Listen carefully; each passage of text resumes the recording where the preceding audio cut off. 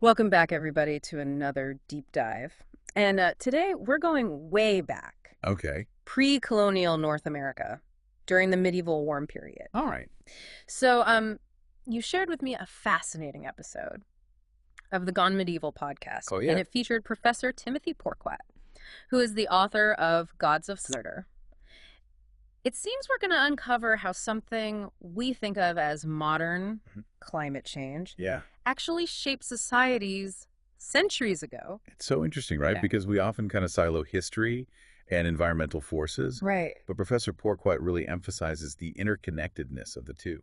And he uses archaeology to do it. Hmm. I find it interesting that Professor Porquat relies heavily on archaeological evidence Mhm. because there are limited written sources from that time. Right. And while some might see that as a limitation, Yeah. it actually gives us a broader societal view. It's not just the perspective of the elites who are Right. usually the ones Yeah. keeping written records. Archaeology lets us hear from everyone. That makes a lot of sense. Okay, so before we get into the thunder gods, help me understand this medieval warm period. We're talking Yes. about a time when things were actually heating up. Exactly. From roughly 800 to 1300 CE, the Northern Hemisphere experienced warmer temperatures. And for some regions of North America, this meant increased rainfall.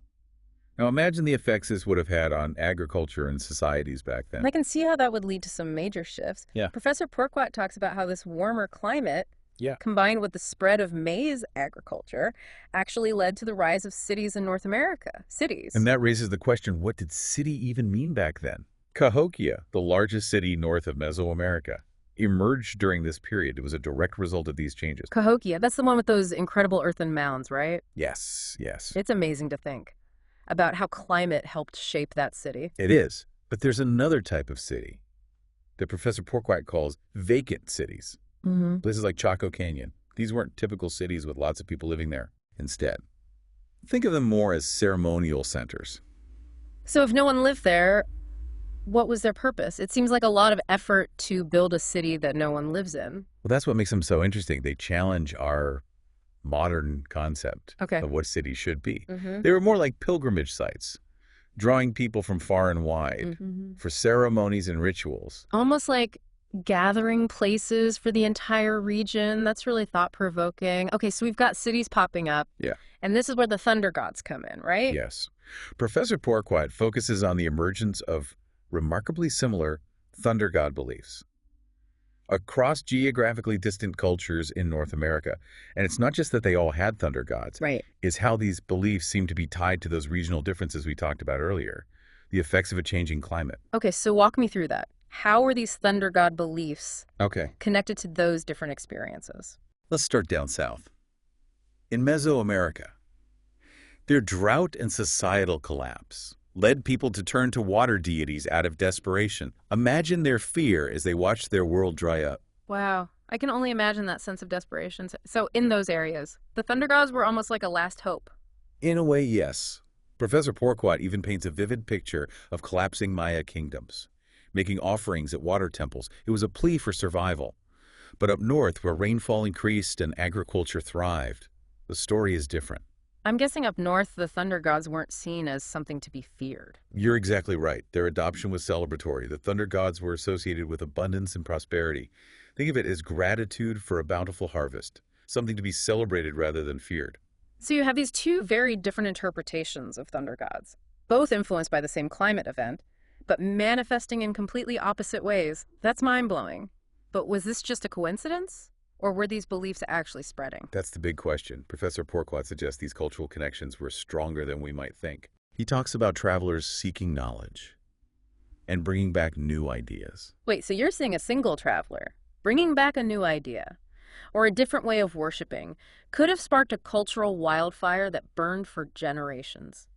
It's fascinating to consider, isn't it? Tell me more about that. It highlights just how interconnected societies were, even across vast distances.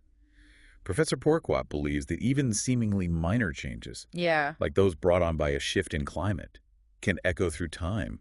You know what's really striking to me is that these people were dealing with the impacts of climate change centuries ago. It makes you wonder how future generations will view our own responses to today's climate challenges. That's a crucial question. Yeah. And just like in the medieval warm period, The effects of climate change today aren't uniform. Right. Some areas are getting more rainfall, others are facing severe drought. It's like that saying, climate is what you expect, weather is what you get. But on a societal level, this regional variation adds another layer of complexity. It makes you realize how important it is to understand the unique challenges of different regions when talking about climate change. Precisely. And that brings us back to Professor Porquat's central point. Okay. Climate change impacts not just landscapes, but also belief systems, cultural practices, even the very fabric of society. It's a powerful reminder that climate change isn't some abstract scientific concept. It's a force that has shaped human history and continues to do so today. Absolutely. This isn't just about science, it's about people. And the thunder gods are a perfect example. These seemingly unconnected events, Right. drought in one place, abundance in another, were actually linked by this underlying thread of climate change. It's like those connect the dots puzzles. You start with what seem like random points, and then suddenly, boom, you see the bigger picture. And here, that picture is one of resilience, adaptation, and the search for meaning in a changing world. But how can we apply this to our lives today? What insights we can take away from all of this? Well, first, it challenges us to think about climate change, not just as an environmental issue, Right. but as a cultural and societal one. How will it impact our communities, our values, our very sense of who we are? It's like we're not just talking about rising sea levels or changing weather patterns. We're talking about potential shifts in how we live, how we relate to each other, how we make sense of the world around us. That's huge. It is. And that leads to the second takeaway. Okay. The importance of understanding those regional differences we discussed. Just as the medieval warm period brought both challenges and opportunities to different parts of North America, today's climate change will affect each region in unique ways. So we can't just have a one-size-fits-all approach to climate action. We need solutions tailored to specific regional needs, solutions that take into account the cultural and societal nuances at play. Exactly. And finally, I think this deep dive encourages us to think about the long-term consequences of our actions. Something Professor Porquat's research really drives home.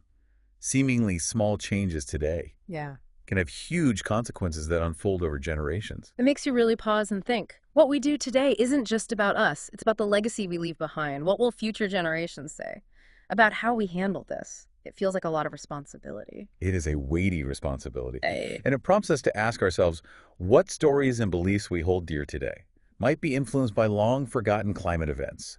What might the archaeology of the future reveal about our time? Ooh, that gives me chills. It really makes you wonder, what will people centuries from now make of our choices? What traces will we leave for them to uncover and try to understand? It's almost like we're these future archaeologists, trying to piece together the past, except in this case, we're looking back at our own time, at the choices we're making right now. That's a powerful way to put it. And I think it speaks to the larger point Professor Porquat is making. History isn't just about understanding the past. It's about using the past to understand ourselves, our present, and ultimately our future. So it's like we're standing on the shoulders of giants, right? Looking back at how past societies navigated their own climate challenges and trying to learn from their experiences. Except these giants aren't individuals, they're entire cultures. Precisely. The specifics might be different, but the underlying principles are timeless. Adaptation, resilience, community. These are all things that help people survive and even thrive in the face of change centuries ago. And they're just as relevant today. Okay, so if we take all of this amazing information and boil it down, what's the one key takeaway for our listener? What's that nugget of wisdom we want them to carry with them? I think it's this. Climate change isn't just a scientific concept. It's a force that shapes cultures and beliefs. We've seen it throughout history, and we're seeing it again now. And it's not just about science. It's about people. It's about how we understand the world, how we relate to each other, how we build our communities. We can't ignore that human element. Absolutely. This deep dive has shown us that we need to engage with climate change on multiple levels. Scientifically, yes, but also socially, culturally, even spiritually. I love that. It's like to really understand climate change and figure out how to move forward. We need to tap into not just our heads, but our hearts as well. We need to look to the past, but we also need to imagine the future. Well said. And who knows, maybe centuries from now, future generations will look back at this time and marvel at how we navigated these turbulent waters. Maybe they'll be inspired by our resilience, our creativity, and our commitment to building a better world. It's almost like a challenge, isn't it? A challenge to rise to the occasion and make choices that our descendants will be proud of. Indeed. I think that's a great note to end on. That's a wrap on our deep dive into the world of pre-colonial North America and the Thunder Gods. We hope you enjoyed the journey as much as we did, and remember, keep exploring, keep questioning, and keep those brain synapses firing. Until next time.